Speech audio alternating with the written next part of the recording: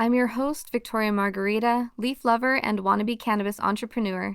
Joining me today is Paizley, owner of Peach Honey, a line of CBD flower pre-rolls. Peach Honey was built on the practice of creating loving rituals in our daily lives. Inspired by the discovery and celebration of self-love and self-care, they strive to be a gentle reminder to our community to take time to connect with your body, mind, and spirit. Peach Honey wants you to squeeze a bit of euphoria into your busy life because you deserve it. Their organic high-grade CBD flower is non-psychoactive, which allows their community to enjoy the relaxing benefits of smoking while remaining alert and focused. They invite you to take a deep breath and get gooey with peach honey flower. On this episode, we chat about how Peach Honey pivoted their launch strategy due to the pandemic, growing your business within your means financially and energetically. Do you have to be the social media face of your brand to be successful? Breathe, babes, because Paisley says no. We also drop some great information about selling CBD in dispensaries and checking our privilege of working in this space by giving back to organizations that help those who have suffered from the war on drugs. Paisley's personality is electric, and I can't wait for you guys to get into this episode. Without further ado, let's sesh.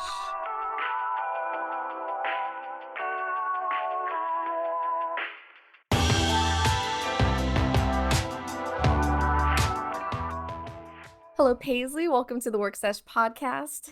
Hi, thank you so much for having me. I'm really excited to be here. Me too. I'm so excited to have you. I want to go ahead and start off. Tell us a little about yourself and how did Peach Honey come to life? Yeah, so I am 28 years old. I'm living in Los Angeles. Peach Honey launched just under a year ago. I spent a majority of my professional life working in corporate America and transferring kind of into a real estate role and then launching Peach Honey within the last year. Really, the initial inception of Peach Honey was, to be very blunt, an idea that I didn't want to work for anybody else anymore. I was so tired of being in an office, going underneath someone's other schedule and their rules. And so this was an idea of I want to do my own thing. And then also just finding a way that I wanted to find something that I could put myself into and would be very authentic to who I am, and a way to for people to feel my energy and connect with me in a way. And so that was the initial baby inception of Peach Honey. And from there, it evolved from an idea of a clothing brand to I want to make CBD products. And that was, from there formulating CBD skincare line, which is still very much in the works and something I really love. But I was just about to launch about a week before COVID hit. And so I had an investor, a skincare company is very expensive. I had a pop up at Coachella scheduled and this whole trajectory of what my life would look like. And then the world shut down. And my investor obviously was like, I'm not giving you all of this money right now. And so I had to pivot and I had to figure out what was going to make the most sense for me and for this company. Like, what am I going to put out in the world right now? I don't think CBD body shimmer is something someone's going to invest in. So I came across CBD flower and immediately fell in love with it. I haven't been drinking for almost 3 years. And so I found myself dabbling more into smoking weed socially or as a fun thing to do. And but I didn't always like being super high. I don't need to eat a pint of ice cream every time I decide to partake in a in Yeah. a fun activity. And so I came across CBD flower and I was like, oh my God, this is what I want. I've already loved CBD. I would put it in my lattes in the morning. But the way that smoking it affected me was much different. And so I went, this is it. This is how I can put this product out there, A, within a budget that I can afford and I don't need to bring in an investor in, and B, still be a representation of what I wanted this brand to be, which is something that encourages people to take time for themselves, take moments to just really be in love with you, like how important that is. I had a moment of going, oh my God, I'm in love with myself. Which sounds so corny to say out loud, but every woman and person in this world needs to have that moment. And that sort of was the catalyst to what this brand was really about, which is daily rituals of self-love, taking time for yourself, taking time to care for your mental health. This has helped me a ton with my anxiety. And so I pivoted and dug in and reconfigured the brand a little bit and came out with CBD pre-rolled joints, which has been really exciting and fun to watch the world interact with.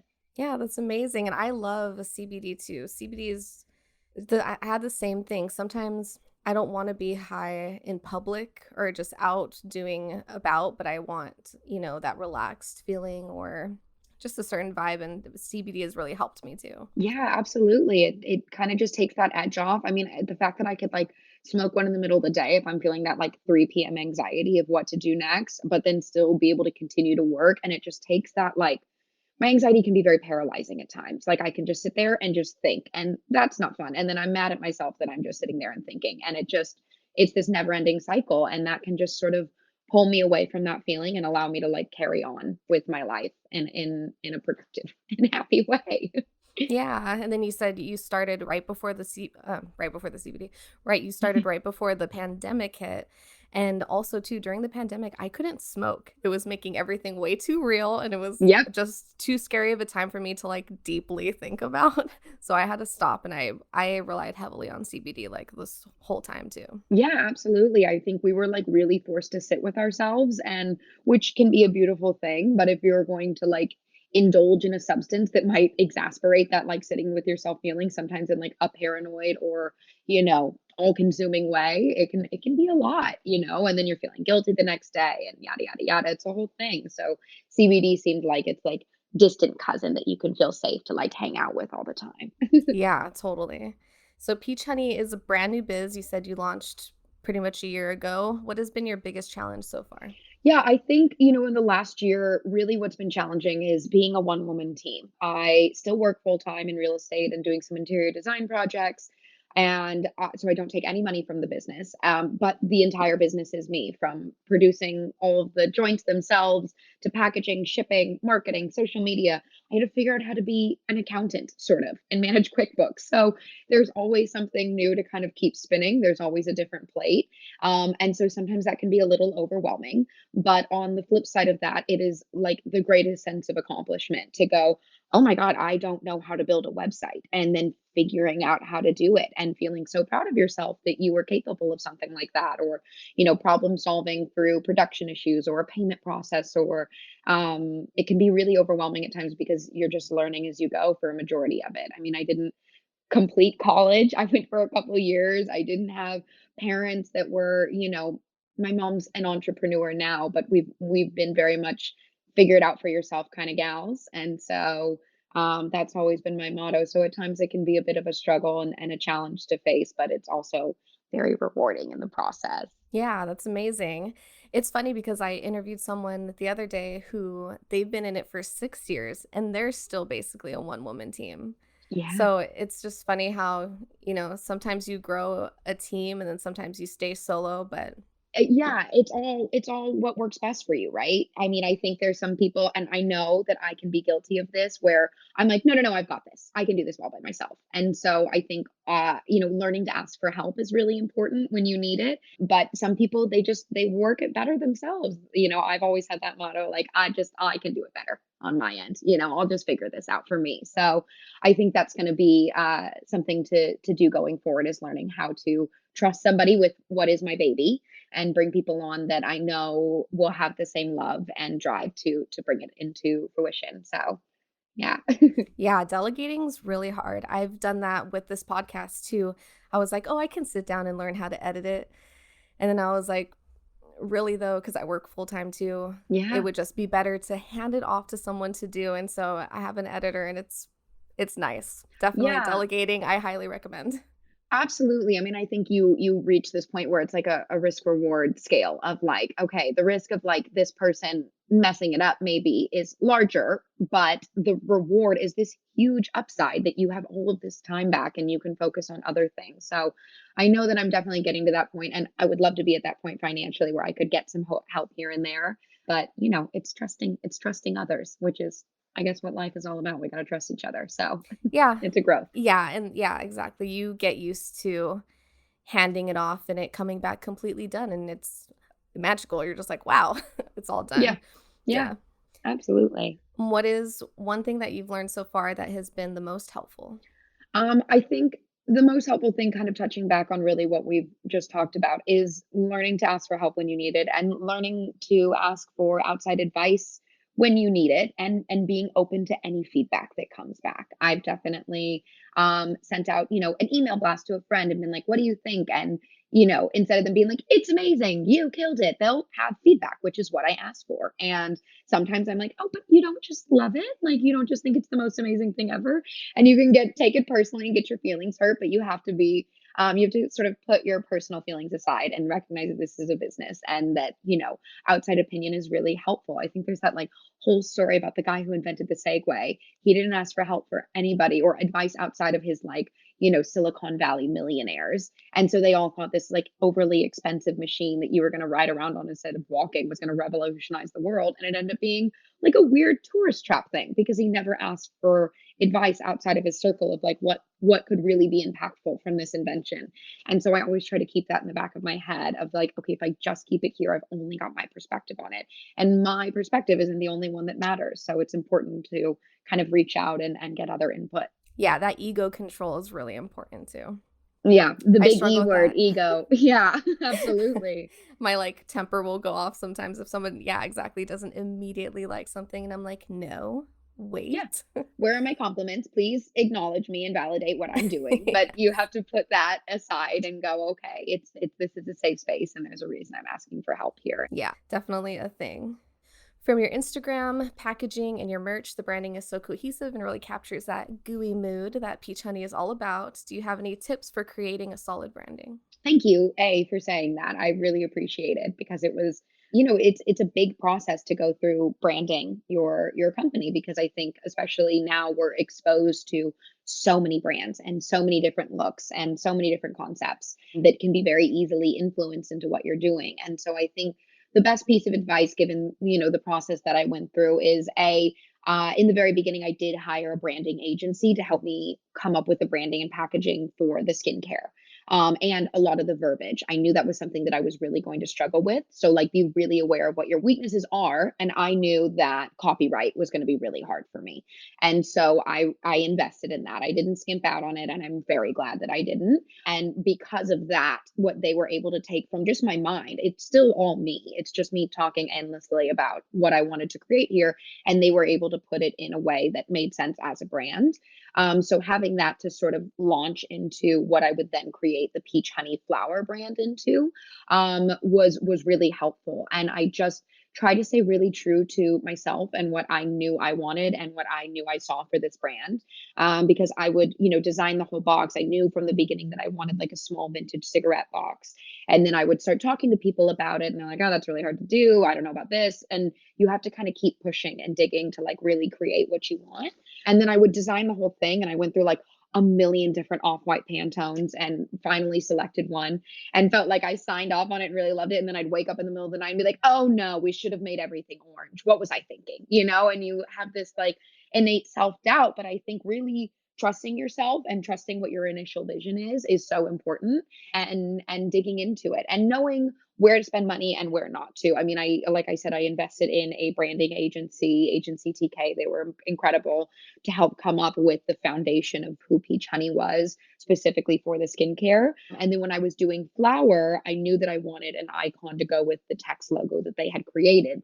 And I reached out to them, and it was going to be another couple grand. And I was just like, I don't, that's, half of what I have to launch the flower with. I don't have that in me right now. And so I went on Fiverr and I found a girl that I loved her work. And I just, again, brain dumped onto her what I was envisioning, and she nailed it. And it was $50. And it was great. So I think learning to balance the like Rolls Royce of branding agency options that you have available with like how you can kind of, substitute some things on the back end is really important as well when you're creating a brand. Yeah, that's such great advice to, research other options other than, a branding agency if you don't have the funds in the moment. I also looked into Fiverr for Yeah. podcasts, the intro music and stuff. Oh, fun. Yeah, and so I had two people make beats that just ended up not just being like the ones. And then I found a website where you can license sounds. And so you just browse and select one. And that's what ended up working out for me. But there's so many other options, Yeah. especially when you're new and working with a small budget. I think that's so important. And if anything, when you kind of test out these smaller options, you learn what you don't want, which is even better. You can just kind of keep narrowing it down. So I think it's really important to just, do your research and explore, especially if you're working on that budget and you got to move some funds around here and there. So, Yeah, especially I think it's important for I know there's a lot of cannabis entrepreneurs, solopreneurs who are listening and they're also working full time and having, doing this as their side hustle. It's so hard to just balance out, what can you do, what can't you do, and then like really wanting to put in your all and then like having to hold yourself back and like waiting and letting the whole thing happen as it happens. yeah, absolutely. And I think that process of waiting and letting things kind of fall into place is important as well. I definitely learned that through the process of this business. In the beginning, I've got this mindset that I have to have 1,000 of everything. I don't know why, but 1,000 was my number. So I was like, I need to get 1,000 envelopes and 1,000 of these. And there was certain like minimum unit orders from other companies that I could have went with that would have saved me money.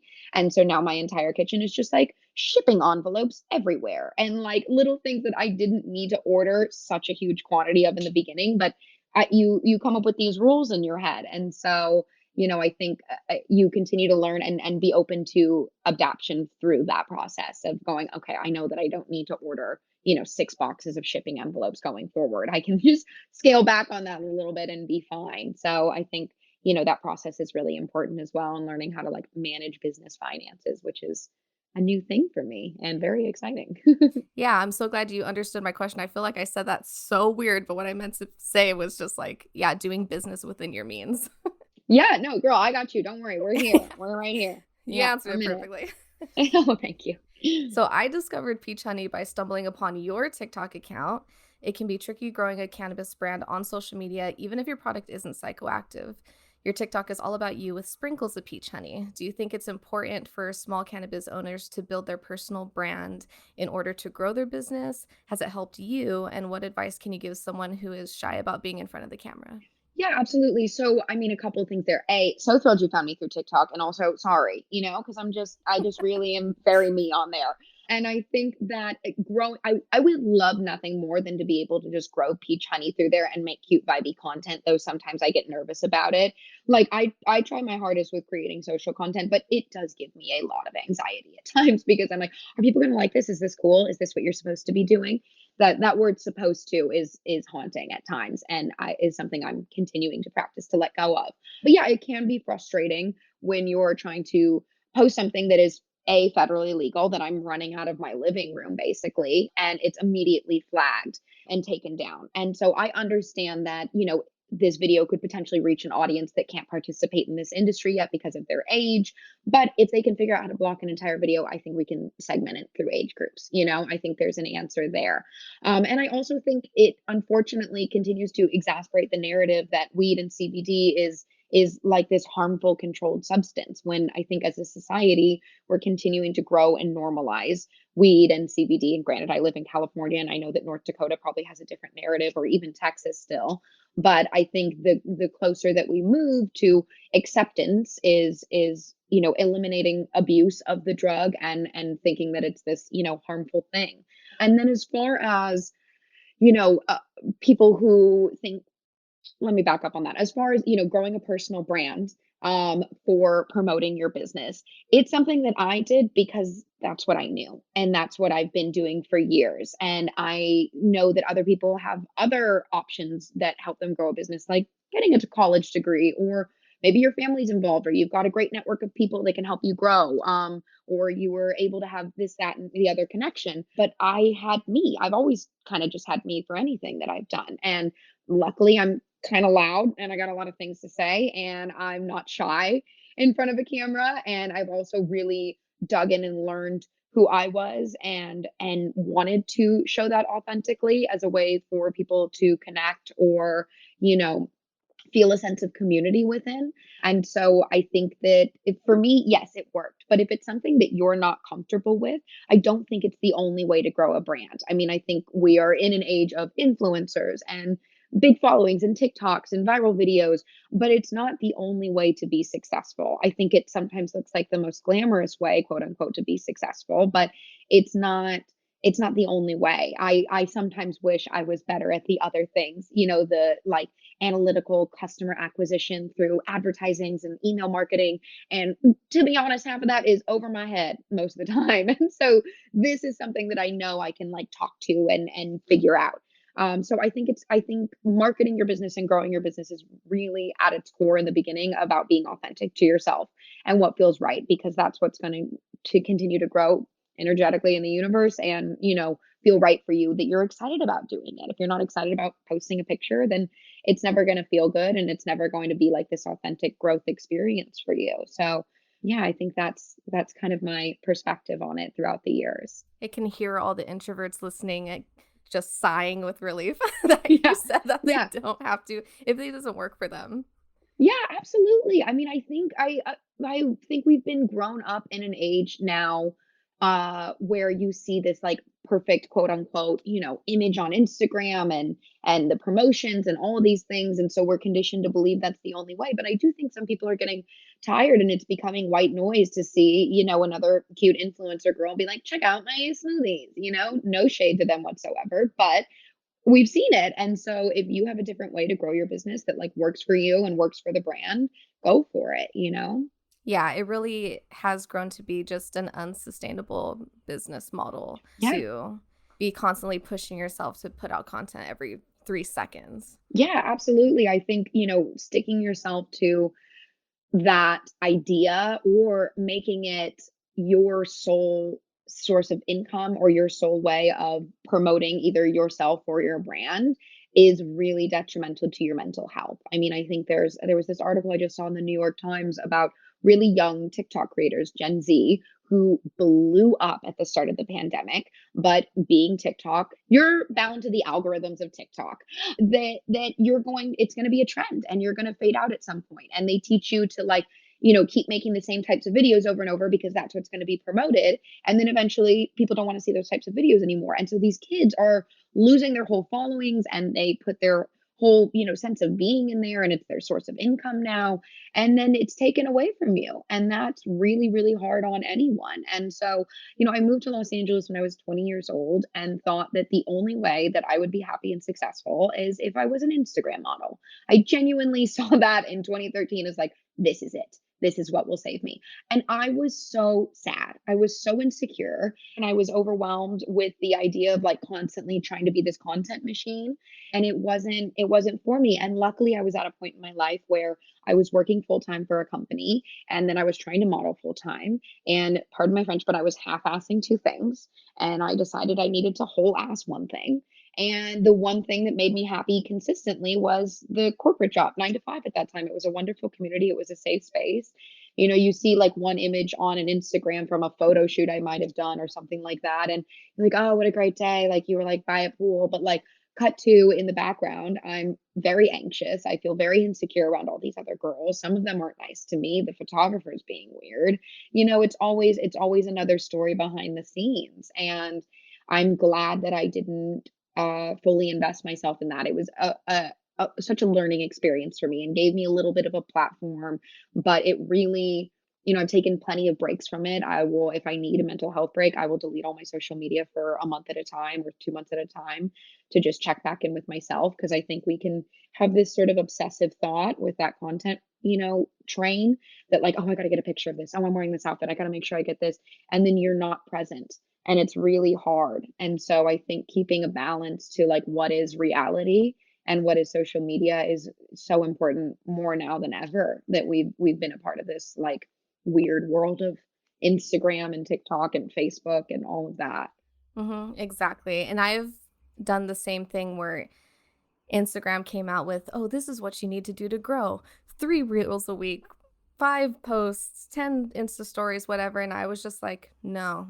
Yeah, who has the Like time? literally just no. And I feel like in a lot of ways everyone needs to start saying no. Like that shouldn't be a way to grow on any platform. And for them to come out and say, "Oh, this is all the list of things you need to do to grow on our platform," was really that really pissed me off, to be honest. I was just like, "No, No, of this is course. exactly why people are gonna leave your platform and not like taking it seriously anymore because it's just not sustainable for people."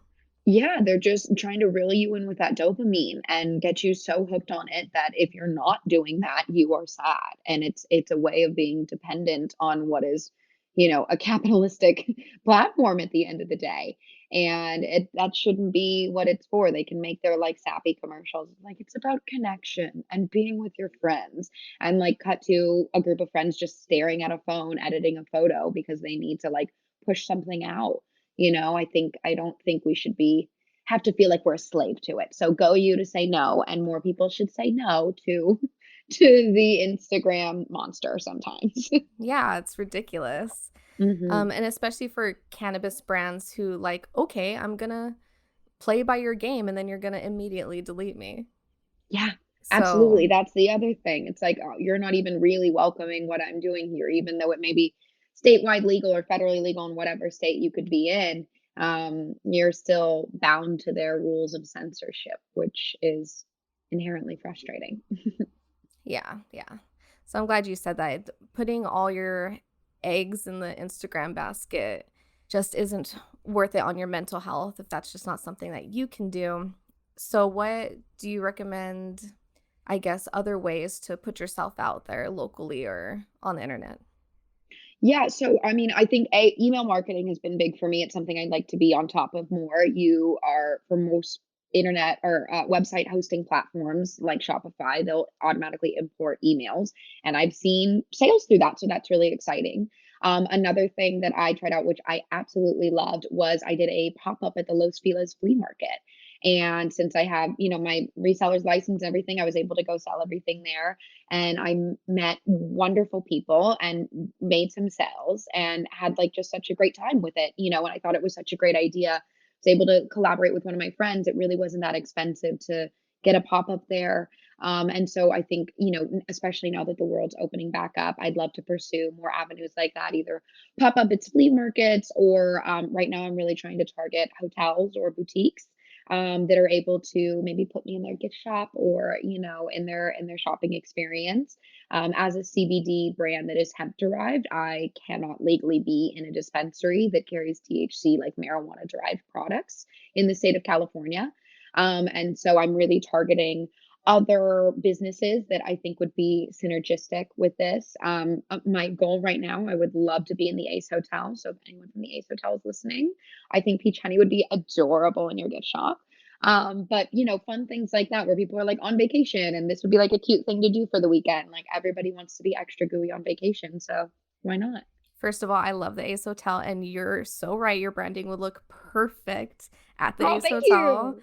They make the best drinks. I love having a drink there. Yeah, the most fun. So I think targeting like interesting ways, for I think there's this standard process idea of Instagram dispensaries, this thing, that thing that people feel like they're bound to, but there's endless possibilities with it. It's just finding what works best for you and your brand and like who will represent it and be passionate about it and want to, collaborate with you on it. Yeah. So for people who are thinking about, doing local flea markets or pop ups, you said what kind of license would they need? I have my uh California state tax ID. So I have like a reseller's license. It's so I can pay sales tax online. It's really not that hard to get registered with it. You just have to go through like a clunky government website, which if you have enough patience, you can get through. And once you have that, you're able to kind of do pop-ups at flea markets, at least from my understanding, unless I've missed something there. But from what I understand, don't quote me on this officially, it all worked out for me that way. So, yeah, I think it's definitely worth it. And also, then you can pay your sales tax and use tax through that, through your state, which it's really good to get ahead of. So you don't have to wait till the end of the year and go, wait, how much do I owe? Yeah, seriously. And then you said you can't be in THC retails because of your CBD product? Yeah, in dispensary. So since I don't have a license with the state that I can carry marijuana, I can't be in that. And they don't carry hemp derived products. I don't know, to be honest, the exact reasoning behind it. My best guess, and I think my understanding of it, is since it's a federally legal product, you can accept different payments for it. And I think they're just trying to make that a blanket law because I, I'm assuming, I don't know this for sure, but maybe they're worried that a dispensary would like take a payment and ring it up as a hemp derived product. But in reality, it's a THC derived product. They've taken a credit card for it. There's different taxes on it. Weed in California is heavily taxed. It's very expensive to buy it from a dispensary. And so I think they're worried about, the financial aspect of that would be my best guess.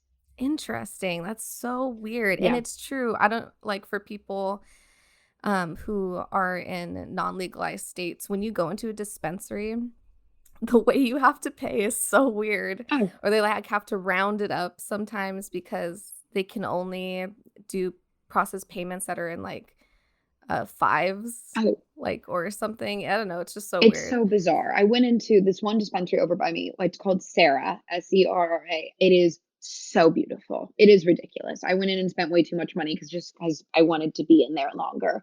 It was what MedMen wanted to be, but they forgot to ask women, what they wanted their shopping experience to be. And it's like these custom jewelry cases. They have literally an olive tree growing out of the middle of the building. It is so beautiful. But again, even it's this like very streamlined, futuristic, high-end experience, and I have to pay through a debit card, and they're rounding it up, and it's this, that, and the other, and it's expensive. Weed is an expensive habit. I bought a total of 8 joints, and I spent $75, and so it's just like not cheap. Which is another reason why I'm sticking with CBD.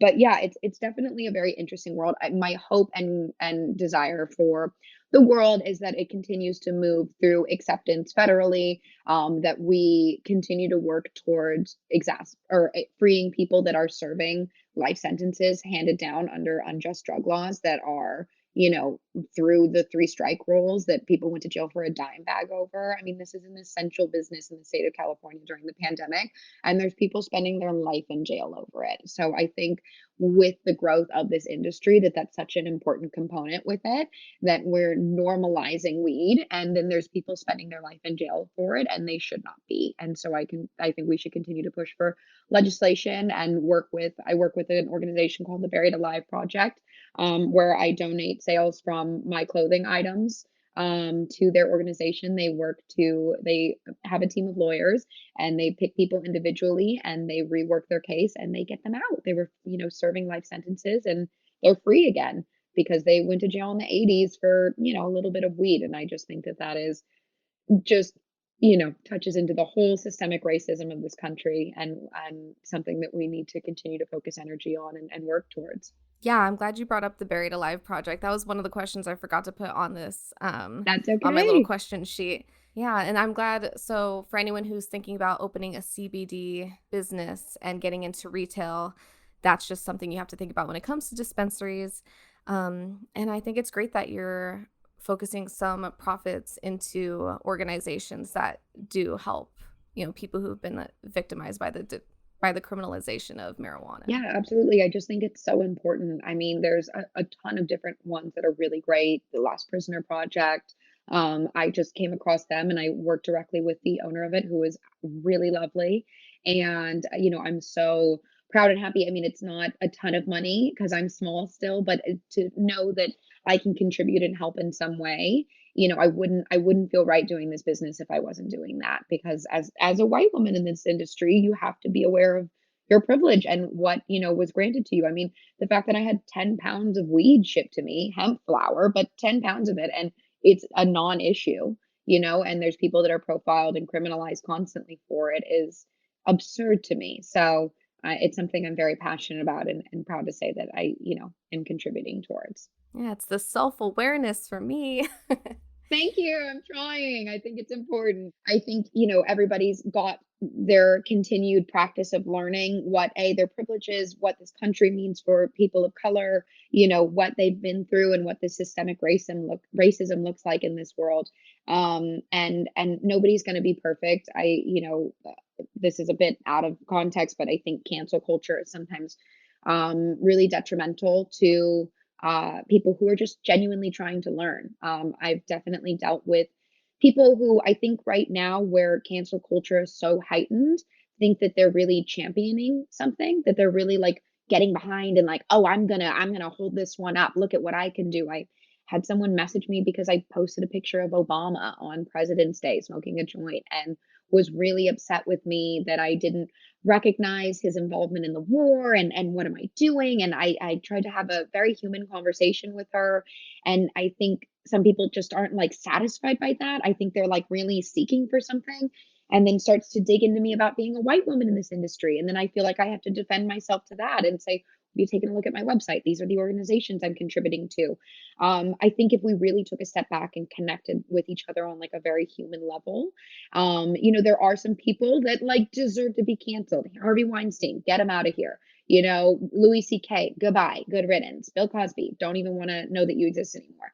But there's people that are just genuinely trying to learn and they may have made a mistake when we're culturally and as a society in a different place. And want to continue to have that like moral humility and be able to go, oh, I didn't know, I'm so sorry, I didn't mean to offend you. I think it's about how we react to things. And I hope that, like the Me Too movement where it went to a very extreme place, where the worst of the worst guys were like, I don't even know if I can hug you anymore. Like, good, you should feel weird, for a little bit. Like, let's have this heightened sense of awareness, so we can kind of come back to like a safe middle ground for everybody that is where we've all learned as a society. And that's kind of what I hope for this whole cancel culture movement is like, we're at an extreme end where everybody thinks they're like this internet warrior because they dug up a tweet from 2013 and they're trying to like publicly, crucify them through social media. Like, let's come back to like a middle ground where we can go, okay, we're just humans. We're all growing and learning. We've grown so much as a society. Like, what we find funny is different than what we find funny 10 years ago. If you rewatch movies from like 2003, like we all thought Eurotrip was like amazing. If you rewatch it lately, it is traumatizing. Like the way that they talk to women, and we were all like, that's hilarious. Yeah. And they're just like objectifying and degrading women. Like, we as a society are in such a different place. And I think we have to give people that grace and understanding that they can grow and learn with that. Yeah, exactly. We're all in this like growing space with each other. Even the people who are like calling people out, you're calling people out because the light bulb recently went off and you're like, whoa, I'm enraged and I'm not going to let this go any further, which is great. Yeah. But everyone's catching up and information is being shared in a way that it's never been shared before. We're on this like crazy new communication with the entire world and different opinions, and people are in different places than others when it comes to like awareness. Yeah, there needs to be some grace for everybody. Yeah, absolutely. And I heard the beginning of this TED talk on it that I thought was really interesting. And the two rules that we should abide by is like if we're thinking of canceling somebody or like calling somebody out, like are we at one beyond a shadow of a doubt that we're right? Like, do we know that, without reason that we have the right opinion on this? And two, do we genuinely believe that this person is beyond repair or beyond growth? Like, do we see this person as someone like a Louis C.K. who like dug his heels in and went the other direction? Like, okay, yeah, you're beyond repair. But there are so many people that are not, that are like would gladly go, oh, I didn't know. Thank you for telling me. And so I think approaching each other with so much more kindness and compassion and acceptance and understanding is really so, so important. When I've had people message me with that like anger of like, oh, I'm gonna get ya, and I just go, oh, hi, like, I'm so sorry. I didn't know. I try to be so vulnerable and so honest with them. And 9 times out of 10, it's, something that we both grow and learn from, it feels like. And so I hope that that kind of conversation continues. Yeah, and it definitely will continue. Like some people get really stressed out about the way we're all communicating with each other right now, especially when it like gets aggressive. But I think in the end, or as we go forward, it's going to come to a good place. Like of course it's rocky right now. This is so new. Yeah, So, but I have high hopes. I do too. I've got faith. I've got, good feelings. I mean, especially after Joe Biden got into the office, I was like, okay, maybe the simulation will quit trying to kill us all now. Hopefully this will calm down a bit. And I hope that this like idea of compassion and connection and vulnerability is at the forefront of our growth and a way that we move forward in this world. Yes, and I think it is. Yeah. Love that journey for us. Yeah, me too. Mhm. So I know you've mentioned your skincare line, but what is next for Peach Honey? Well, yeah, ideally, I would love nothing more than to be able to launch the lotion that I formulated. It's this high dose, really yummy body cream that I am so excited about, and was this original concept of like self love moments for yourself, getting really gooey, just like putting it on your body and being like, yes, I love you. I love this body. I love myself. And so that's like big picture what I'd really, really love to do. In the meantime, there's some new little bits of merch that are coming out. Hopefully, some new packaging designs. I'd like to do. At this point, I kind of have a low price point and a mid price point packaging option. So I launched with the OG box, which is 6 joints in our cute little vintage cigarette box. And the idea is that's a reusable package. I do try to be very environmentally conscious through what I do. And then I was able to launch what we call a refill. So it's a biodegradable bag that's made of recyclable materials that you can refill your box with. And eventually, I'd love to do like kind of a higher end piece, maybe something like a little bit more designer feeling, like a vintage cigarette book that's maybe in silver or gold. So I'm working towards that. So just those little products, and then remaining open to any sort of like inspiration or ideas or feedback along the way. I try to really listen to what my consumers are saying and what they're wanting, which is why I came out with something like the taste, where it's just a little single joint tube for people who maybe haven't tried CBD or really smoking weed at all and don't want to commit to the whole pack. They can just purchase one joint at a time and give it a try. So I think continuing with that evolution, and then eventually the skincare, which she's so excited about. So hopefully that comes out within the next year and everybody can have a chance to experience it. Yeah, amazing. And I loved the taste, the refill, and the box options on your Thank website. I you. thought that was really great.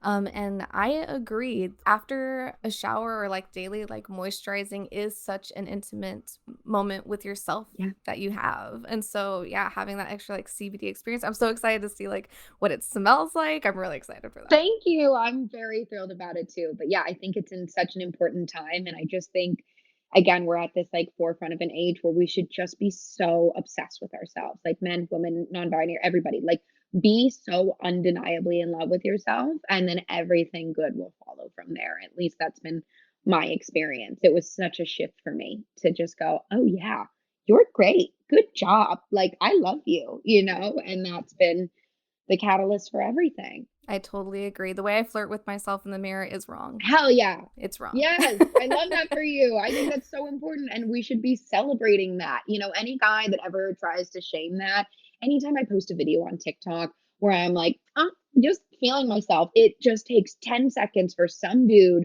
to just be like, maybe you shouldn't be so arrogant. And it's like, you know what, Carl? I don't have time for you and your negative energy. Like, I'm sorry that some girl rejected you for prom years ago. It's not my fault. Like, let me live my life.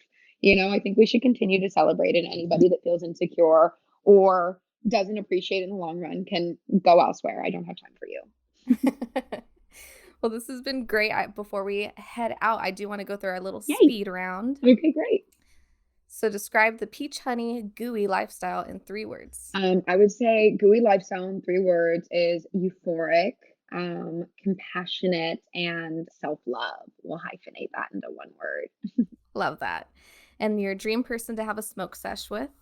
Definitely Michelle Obama, but AOC is a very close second, especially with her latest post. I am very obsessed with her. For some reason, that didn't cross my mind, but AOC would be an amazing person to smoke sesh with. I would love nothing more. She is iconic on so many levels. Iconic, for sure. What's your favorite song to light up to? I would say, I mean, it's so hard to narrow it down, but anything by this artist, Big Pig, she's incredible. She's like Spanish and Irish. I'm in love with her. Or anything from like the late 60s, pretty much like some Jefferson Airplane, some Janis Joplin, any of that, I will very much get down to. Nice. I'm going to have to check out that artist. Oh, yeah, you'll love her. She's great. What is your biggest dream for your cannabis career? Bigger the better. I if we're going big or going home, I would love nothing more, and this probably sounds like a Miss America answer, but I'm genuinely meaning it. If CBD can reach everybody that it needs to reach that would genuinely benefit from it, whether it's anxiety or pain or just like a daily experience for them, that helps with their lives. That's what I want for the world, is for all of them to be able to experience that and grow from Here she comes, it. Miss Thank you so America. much, judges. Hi, thank you again for your time. I appreciate it. I will be back here in my gown. There we go. I love that answer. Thank you. And the last one, what is a quote you live by? Something that's really stuck with me, through the growth of this company and just, life in general is it's amor fati, which is lover of fate, and beauty, pain, all of it. You just let it happen to you and you love and accept it along the way and just trust that you're on the right path. Chills. Love it. Well, thank you so much, Oh, body chills. Paisley. Oh, of course. Thank you so much Full for body chills. yeah. But thank you. No, I really appreciate being here and having a chance to talk with you and, gabbing about peach honey. It's literally my favorite. So, thank you for your time. Yeah, this has been such a great time. Where can people shop Peach Honey, find you online? Yeah, so everything's going to be on our website, peachhoney.co, or our Instagram at peachhoney, and I'm at Paizley Laura on TikTok and Instagram if you want to witness whatever I do on the internet these days. I hope you enjoyed listening to this episode just as much as I enjoyed recording it with Paisley. Working on this podcast has really ignited my imagination. Have you ever been high and just saw a clear as fuck vision for a business? As an entrepreneur at heart, my mind's always bubbling with ideas. I just remember when me and my friends would have smoke sessions, we would talk about all the cool businesses we wanted to create with weed, not even knowing that a decade later they could be a real thing. I started this podcast because I love supporting small businesses and because I aspire to create my own someday, and I've just been having such a great time picking the brains of these creative women. I hope you've been learning and feeling inspired too, and I just wanted to end episode 3 with a little reminiscing because the industry is moving so fast. We can forget that it's still so new. There's so much space for everyone. The best place to start is where you are, and the best time to start is now. And don't forget it. Thank you so much for listening to the Work Sesh podcast. If this podcast gave you good vibes, spread the love and subscribe. Subscribing means you can look forward to more inspiring episodes. We have an amazing artist interview and a bud tender episode coming up, so stay tuned. Follow us on Instagram at Work Sesh Podcast. Questions, comments, suggestions, or if you know someone who would love to have a podcast sesh with me, please email us at workseshpodcast@gmail.com. Stay high and keep grinding.